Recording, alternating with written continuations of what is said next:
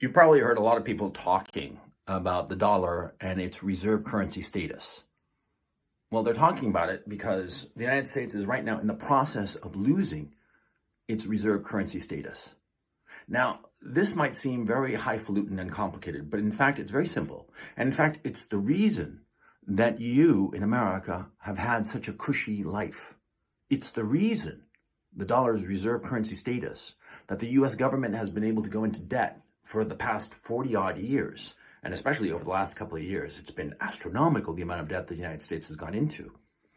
And a lot of people, myself included, have said that this regime of all this debt eventually was going to crash. And well, we are about to see that crash.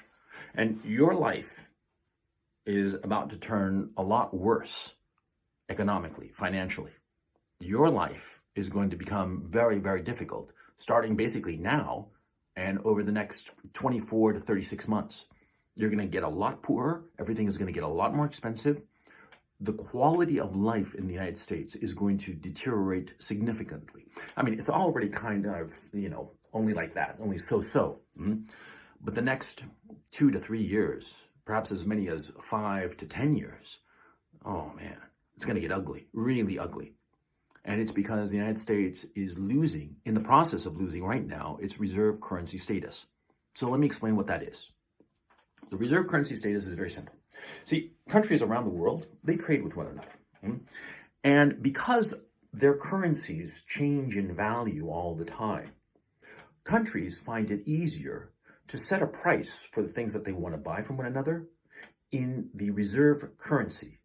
Now, what is the reserve currency? It is a currency that is used around the world, that is accepted everywhere, and that tends to be very solid and stable in value.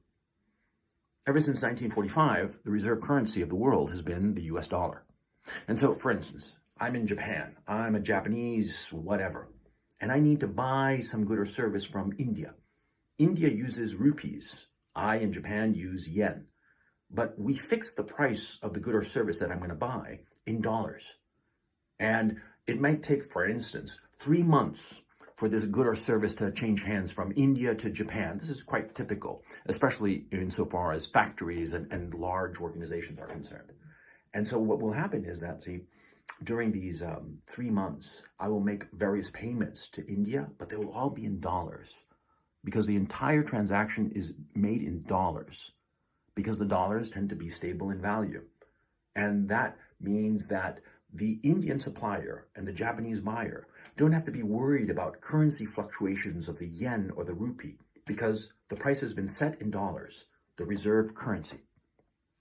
Now, the Indians get dollars when I buy their good or service. Now, the Indians, of course, take those dollars and they use those dollars to buy other things from other countries. For instance, they might buy goods or services from Chile, where I'm actually from. The Indians might buy whatever from Chile, copper, for instance, from Chile. Chile is a great producer of copper. And so what are they going to use to buy that copper?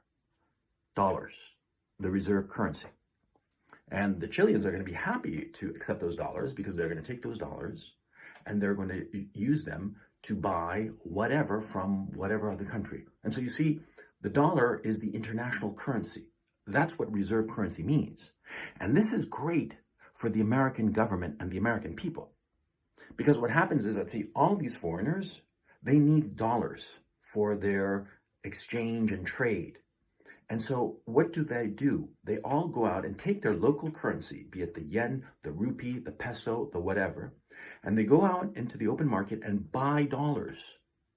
Now, when you buy something, that is, when you have a demand for it, it increases in value. It has support, price support, right? Because many people are buying it because they need it for whatever reason. And in the case here, they need it for trade. And so people will buy the dollar, and that keeps up its value. And this is good for the United States, for the United States government and the American people. Because since everybody wants dollars for their international trade, the United States government can issue debt confident that other countries will buy that debt. They will buy that debt because the dollar is a strong currency that everybody's demanding, and therefore debt issued in dollars is going to be very stable. And so these foreign countries buy treasury bills, treasury bonds.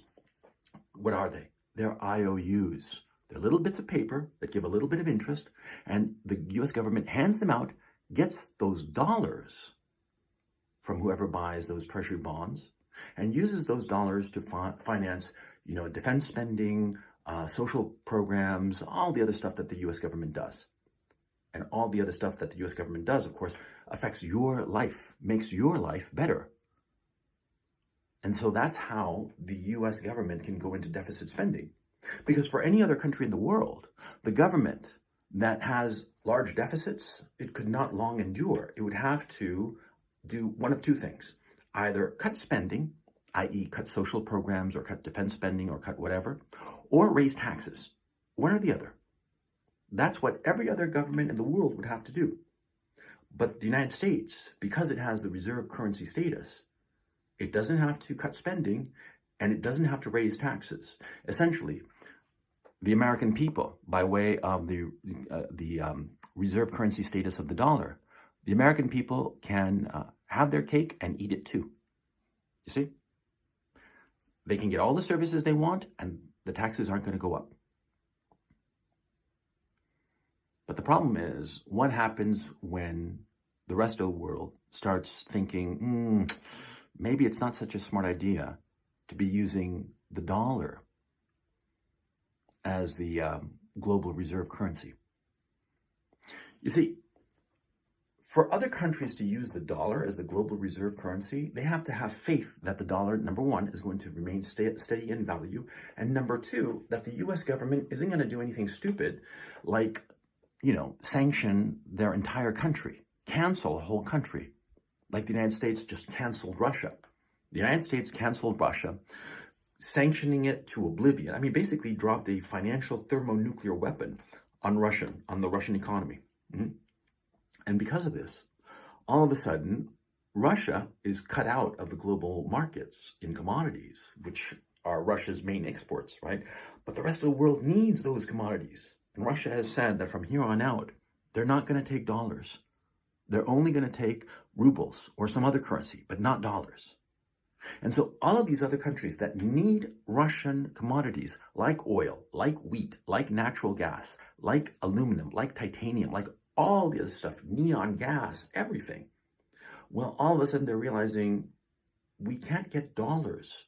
Dollars are no good because the Russians will not accept the dollar for their commodities, for their wheat, for their barley, for all the other stuff that they produce. And so the rest of the world is realizing that they have to get other currencies like the ruble. And so because of this, they are getting out of the dollar. The demand for dollars is going down because the United States canceled Russia. And so all of a sudden, everybody realized that the dollar is not necessary to buy Russian goods or services. They need to get other currencies. And so as less people want dollars because dollars don't buy what Russia has to sell, there's less demand for the dollar. And as there is less demand for the dollar, the United States will find it harder and harder to sell treasury bonds. And as it finds it harder and harder to sell treasury bonds, it's going to have less and less money to pay for its armed forces, for its social welfare programs, and all the rest of it. And so what will the United States do to cover that deficit that it has? Well, it'll come to a point where it has to actually print money, print up dollars to cover all of its expenses. And people will realize this. In fact, the United States has been doing this for a while. It's been a circular trade, and it's too complicated for this short video, but believe me, the quantitative easing programs is basically, the government printing money to cover its expenses. And people are not stupid. People realize this. And this whole daisy chain, this whole game of musical chairs, that's a better analogy, it's been going on for a while, but people now, with this Russia situation, they're realizing the dollar might not be a good store of value, and they're getting out of it. And as they get out of it, the government finds itself in the position of needing to print more dollars. And people realize that all of a sudden, oh my God, they are printing dollars and these dollars don't have much value. So the dollar gets even more weak. And as it gets weaker, the US government finds itself in a position of having a bigger deficit and needing to print more. And it becomes a self-reinforcing cycle. And as it becomes a self-reinforcing cycle, see, people realize that the dollars that they have are losing value every day. There is less demand for the dollar. And so as the value of the dollar goes down, the price of everything else, of commodities, of oil, food, and all the rest of it start to go up and up and up. And you, of course, your salary is in fixed dollars. And so you all of a sudden are going to find yourself poor. Instead of having to pay, I don't know, $30 to fill your gas tank, it's going to be $70, $80, $90 to fill your gas tank. And let's not even talk about food. See, this is what has happened with this whole notion of virtue signaling. Because ultimately that's what it is, man. It's virtue signaling. You know, the US government wanted to virtue signal that it was really upset with Russia for invading Ukraine. And because of it, it punished Russia. But it's not realizing that the punishment it inflicted on Russia is actually coming back at them, boomeranging back at the American government, at the American people, and hurting the American government and the American people even worse than it's hurting the Russians. Because that's fact. A lot of the markets are realizing that all these sanctions against Russia, yeah, short-term pain, but in 3 to 6 months, everything is going to be hunky-dory in Russia. But in the United States, in 3 to 6 months, you are going to be poorer. And I'm not telling you this in any kind of, there's no schadenfreude here. I'm just telling you what's going on. And it's very important that you understand this whole notion of the reserve currency status. Because as the United States loses it, people around the world don't want dollars. And since they don't want dollars, your standard of living is going to decay substantially. This is what's going on. And you better face it. And you better prepare for the consequences. Because it's going to be a very, very bumpy ride.